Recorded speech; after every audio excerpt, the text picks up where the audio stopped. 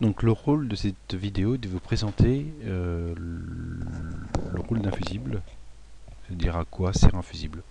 Donc sur ce schéma on retrouve un générateur de tension continue, une batterie de 12 volts comme une batterie de voiture, un interrupteur, une résistance variable qui va nous permettre de faire varier l'intensité dans le montage, un ampèremètre pour visualiser la valeur du courant, un fusible qui doit claquer lorsqu'il arrive à une valeur de 1 ampère, rompant le parcours du courant, et une lampe témoin.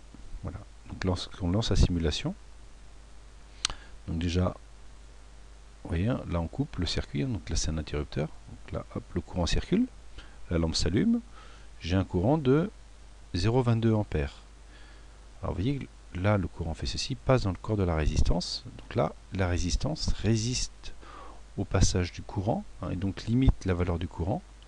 Donc là je diminue la résistance, on voit que le courant augmente, la lampe s'allume un peu plus fort, là 0,27, 0,30, 34 ampères, 0,48 ampères. Vous voyez que là ça commence à rougir un peu, donc le fusible va commencer à rentrer en fusion, et quand je vais arriver à 1 ampère, il va claquer et la lampe va s'éteindre. 0,79 et clac. Et donc le fusible est rompu. Son objectif c'est de protéger le circuit et de fondre à la valeur de 1 ampère. Et donc la lampe est éteinte. Voilà. Même si je diminue, même si j'augmente la résistance, de toute façon le circuit est ouvert par le fait que le fusible est claqué.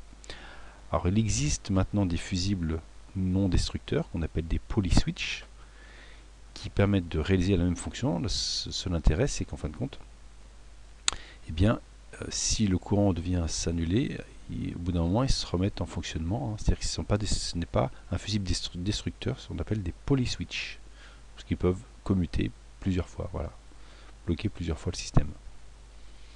Donc voilà, l'objectif de cette vidéo, c'était de vous présenter le rôle d'un fusible traditionnel ici. Alors il existe aussi des fusibles, ce qu'on appelle des fusibles rapides, fast, et des fusibles temporisés, T, qui acceptent une surintensité pendant un certain temps.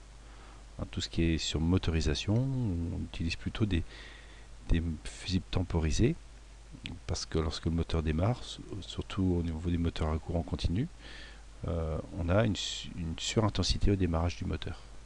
Voilà.